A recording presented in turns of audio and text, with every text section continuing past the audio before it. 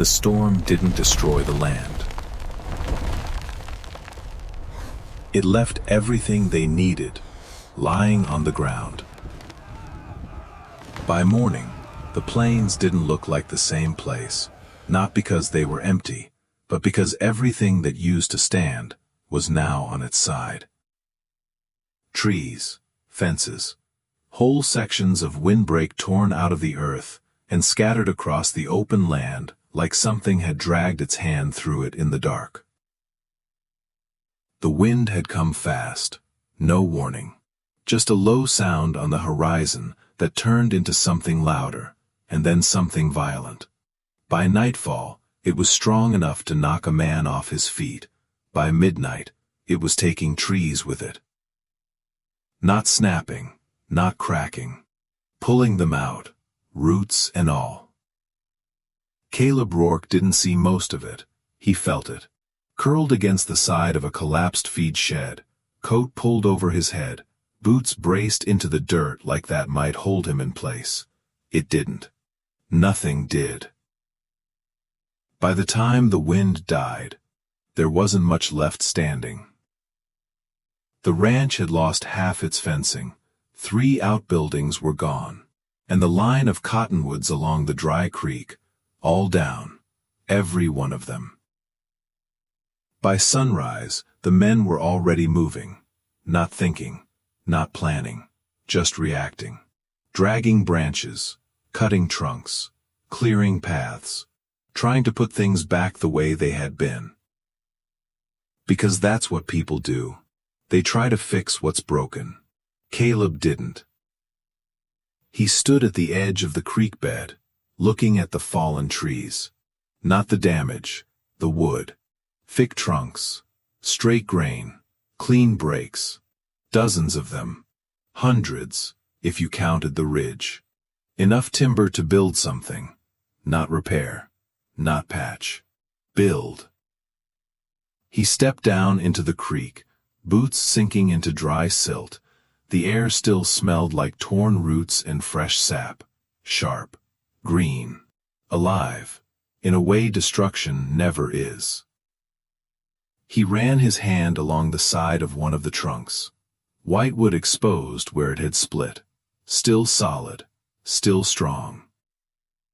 Don't just stand there. The voice came from behind him. Old Man Kessler, owner of what was left of the ranch. Caleb didn't turn. Where do you want it cleared first? Kessler spat into the dirt. Everywhere. Fences first, then the road, then anything blocking the lower pasture. Caleb nodded slowly, but he didn't move. Instead, he looked further down the creek. More trees, more timber, untouched. Kessler followed his gaze, then shook his head. Don't waste time thinking about it. Caleb finally turned. What if it's not waste? Kessler frowned. Didn't answer right away. Then, it's debris. Nothing more. Caleb looked back at the trees, at the way they had fallen. Not twisted, not shattered. Placed. No, he said quietly. It's material. Kessler let out a short breath, not quite a laugh, not quite anything. You planning to build yourself a house out there? Answer. Because he already was. Not a house, not yet. Something smaller. Something that could hold. Something that didn't depend on fences staying up, or trees staying rooted, or anything staying the way it was. The others went back to clearing, axes ringing, voices calling out, dragging wood away. Caleb moved the opposite direction. He chose the first trunk carefully. Straight, unsplit, heavy enough to matter. Then he started cutting, not to remove it, but to keep it. Each stroke of the saw was slower than the men clearing the road. Less urgent, more deliberate. They noticed. Of course they did. One of them called out, "You're cutting the wrong way." Another laughed. "Boy thinks he's running a sawmill now." Caleb didn't look up, didn't answer. He just kept working. because they were trying to get rid of the storm. And he was trying to use it. By midday, he had 3 logs stacked at the edge of the creek. Not many. Not enough to mean anything. Yet. But it was a start. The sun climbed higher. The winds stayed gone. The land settled into a new kind of silence. Not peaceful. Empty. And standing there, looking at what everyone else was throwing away, Caleb Rourke understood something they didn't. The storm hadn't taken everything. It had delivered something. And if he was right, it might be the only thing that would keep him alive when the next problem came. By the second day, the work had split into 2 kinds. The kind everyone else was doing, and the kind Caleb had chosen. The others moved fast. Axes, ropes, horses. Dragging timber out of the way. Clearing paths. Fixing what the wind had broken. Caleb stayed by the creek. He wasn't clearing anything. He was selecting. 1 tree at a time. Walking the line of fallen trunks like a man choosing tools instead of removing obstacles. He checked the grain, the break, the weight. If it twisted, he left it. If it split, he ignored it. But when he found one clean, straight, solid, untouched by the chaos that brought it down, he marked it. Then he cut. Slow, precise. Not for speed, for use. By midday, the stack had grown, 6 logs now. Each one cut to length. Each one placed carefully at the edge of the creek. It didn't look like much. Not compared to the piles the others were burning. But his pile was different. It wasn't waste. It was structure. Still at it. Caleb didn't turn. He knew the voice. Marlowe. One of the hands from the upper pasture. Bootsteps approached. Crunching over dry dirt and splintered branches. Marlowe stopped beside the stack, looked at it, then at Caleb. You're doing it backwards. Caleb kept cutting. Didn't answer. Marlowe nudged one of the logs with his boot. It fell. That means it's gone. You clear it, not keep it. Caleb stopped for a moment.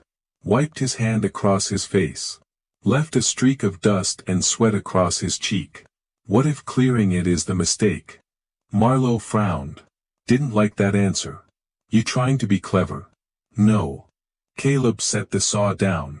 Looked at the trees stretched along the creek. I'm trying to stay ahead. Marlowe followed his gaze, saw the same trees. The same wreckage. But not the same thing. Ahead of what? Caleb didn't answer right away. Because it wasn't here yet, but he could feel it. The way the ground had dried out weeks before the storm. The way the creek bed hadn't carried water in months. The way the wind had come hard, and left nothing behind. Next. Marlowe let out a short laugh, shook his head. You're thinking too far. Caleb picked the saw back up. Not far enough. Marlowe stayed a second longer, then turned. Suit yourself. And walked back toward the others. They worked louder than before, voices rising, axes striking harder.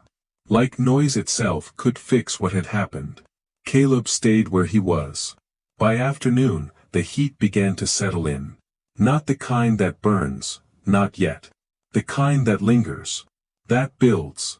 That waits. The creek bed gave him some relief. Lower ground, less wind. More shade from what little remained standing. But it wouldn't last. Nothing out here did. He knew that. So he worked faster. Not careless, just focused. Logs. Stacking them. Dragging smaller branches aside, not to clear space, but to keep what mattered accessible. By late afternoon, he had enough. Not for a house, but for something else. He chose the spot carefully. Slight rise beside the creek. Firm ground. Not too exposed. Then he started placing the logs. One across. Another against it. Simple. Rough. But deliberate. Not random stacking. Structure. The first wall barely reached his knee. It didn't look like much. From a distance. It looked like nothing. The others noticed anyway. They always did. What's that supposed to be? Caleb didn't look up. Something that holds. A few of them laughed. Not cruel. Not exactly. Just certain. Because out here, if something didn't make sense immediately, it usually wasn't worth doing. Caleb kept building. The light dropped. Shadows stretched across the broken land. The wind stayed gone. But the air felt thinner, drier, like something had been pulled out of it. By the time the sun touched the horizon, the structure reached his waist. Not a shelter. Not yet. But enough to see what it could become. Caleb stepped back, looked at it, then looked at the land beyond. The fallen trees, the cleared paths, the men still trying to put things back. And he understood something they didn't. They were rebuilding what had been. He was preparing for what was coming. And when it came, what he was building here might be the only thing that still worked. The third day was quieter. Not because things had been fixed, but because there was less left to say. Most of the main road had been cleared. The fences, patched, not repaired. The ranch stood again, at least from a distance. But the land hadn't come back. The creek was still dry. The soil still cracked beneath the surface. And the trees that had stood for decades were still lying where they fell. Caleb noticed it first in the air. It didn't move the same way anymore. The wind had taken something with it. Moisture. What little had been there before. Gone. By midday, the sun started pressing harder. Not sharp. Not sudden. Steady. Relentless. The kind of heat that doesn't arrive all at once. It builds. And keeps building. Caleb stayed near the structure. Adding to it. Reinforcing it. Logs stacked tighter now. Lower gaps filled with smaller branches. Packed dirt pressed into seams. Not to make it strong against force, but to make it hold against something else. The others didn't see it yet. They worked slower now. More talking. More pauses. More time spent standing still. Looking out across land that wasn't giving anything back. By afternoon, the first sign showed itself. One of the horses. It had been tied near the lower fence line, close to where the creek used to run. Now it stood still. Head low. Breathing shallow. Marlowe found it first. Called out. Caleb looked up. Watched from a distance as they gathered around it. Someone brought water. A bucket. The horse drank. But not the way it should. Slow. Weak. Like it didn't have enough strength left to take what it needed. That's when they started to understand. Not fully. Not yet. But enough. By late afternoon, the conversations changed. Less about fixing. More about waiting. How long until rain? Maybe a week. Maybe longer. No one said the other thing. What happens if it doesn't come? Caleb didn't ask. He already knew. He had seen it before. Different place. Different year. Same pattern. Storm comes. Takes everything.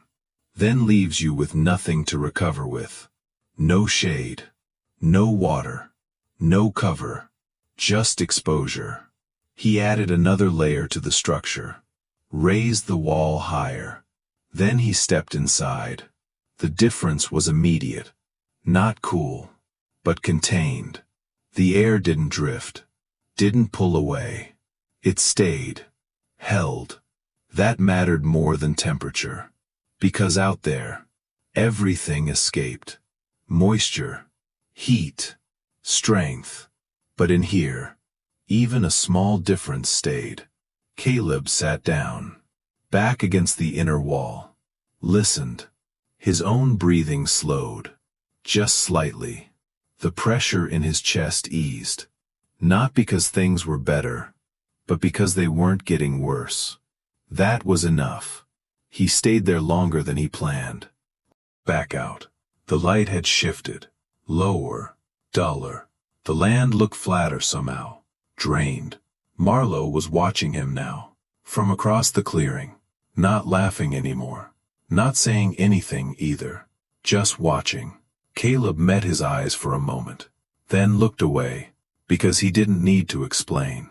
Not yet. They would understand soon enough. That night, no one talked much. The wind didn't return. The air stayed still, and the heat didn't leave. It lingered. Even after dark, Caleb stayed inside the structure, curled low, back against the packed wood. The space held, not comfort, but stability. Outside, the land waited, and whatever was coming next was already on its way. And when it arrived, the difference between standing out there and staying inside this would decide who made it through. By the fourth day, the waiting was over. The heat didn't rise anymore. It settled. Heavy. Constant. The kind that doesn't peak, it stays. By mid-morning, the ground itself had started to change. Dust lifted with every step. Fine. Dry. It clung to skin, to breath, to everything. The creek bed, what little shape it had left, was gone. Just a line of pale earth cutting through land that no longer held anything. The horse didn't make it through the night. They found it just after sunrise, still, quiet. No struggle, no sound, just empty. No one said anything. They didn't need to, because it wasn't about the horse. It was about what came next. By noon, the first man went down. Not dramatic, not sudden, just slow. One moment standing, the next on his knees. Marlowe and another man dragged him into what little shade they could find. It didn't help. There wasn't enough of it. The air itself had turned against them. Hot, dry, taking more than it gave back. Caleb watched from the edge of his structure. Didn't move at first. Because he knew, dragging him into the open wouldn't change anything. So he stepped forward. Bring him here. Marlowe looked at him, hesitated. Then, nodded. They carried the man over. Half conscious. Breathing uneven. Caleb lowered himself first. Slid inside. Careful.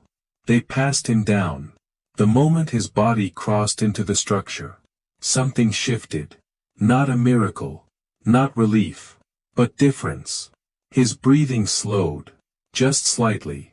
Enough to matter. Marlowe crouched at the entrance. Watching. What is this? Caleb didn't answer right away. He just adjusted the man's position. Back against the inner wall. Out of the direct light. Stay low, he said. The others gathered. Not too close.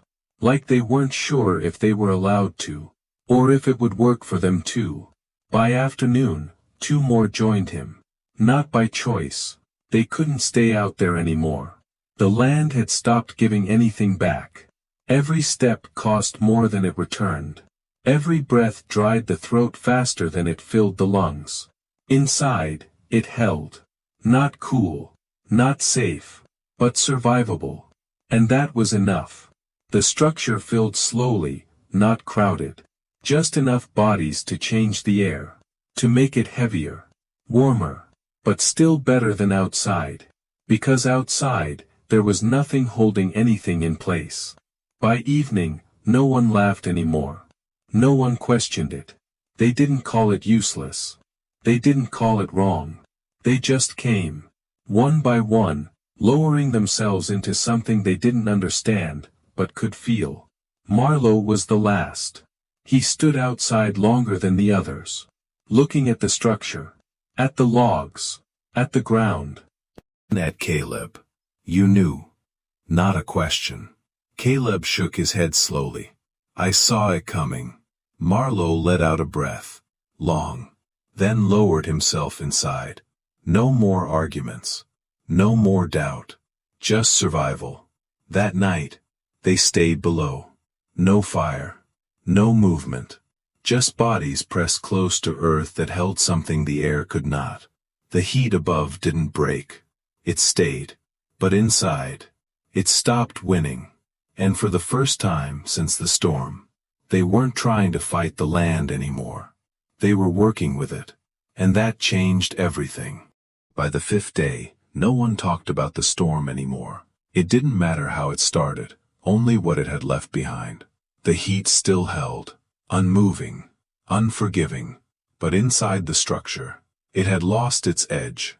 Not gone, never gone, just weaker. The men moved slower now, not from panic, from understanding. They stayed low, close to the ground, learning the shape of the space Caleb had built, where the air held, where it shifted, where it lasted longer than it should. The man who had gone down first was breathing steady again, not strong, but alive. That was enough. By midday, no one tried to work outside, not anymore. The land had made its terms clear. You stayed above, you lost. Simple as that. Marlowe leaned back against the inner wall, eyes half closed. Then opened them, looked at Caleb. This won't hold forever. Caleb nodded. No. It wasn't meant to. Not permanent. Just long enough. Long enough to outlast what was trying to take them. By the afternoon, the horizon changed, not much, but enough. A thin line. Far out. Barely visible. Cloud. No one spoke it. Not yet. Because hope out here was something you didn't say too soon. But they all saw it. And they all stayed where they were. Because now, they understood something they hadn't before. You don't chase relief. You survive long enough for it to come to you. That night, the air shifted, just slightly. The heat broke its hold. Not fully, but enough. The pressure eased. The silence changed. And sometime before morning, rain came. Not heavy, not long, but real. Enough to darken the ground, enough to settle the dust. Enough to remind the land what it used to be. They stepped out slowly. One by one, the world looked different. Not fixed, not restored, but changed. The fallen trees were still there. The broken fences still leaned. The damage hadn't gone anywhere. But neither had the solution. Marlowe stood beside the structure, looked at it. Then at Caleb. You built this from what we threw away. Caleb shook his head. No. You just didn't see what it was yet. Marlowe let that sit, then nodded. No argument this time. Days later, they started building more. Not because they had to, but because now they knew how. Smaller structures at first, then stronger ones, better placed, better shaped. The fallen timber disappeared. Not cleared, used. What had looked like damage became material. And Caleb, he didn't lead, didn't teach the way people expected. He just worked. And they watched. And learned. Because out here, lessons don't come from words. They come from what keeps you alive. The storm hadn't taken everything. It had revealed something. And the ones who understood that didn't just survive it. They built from it. And that made all the difference.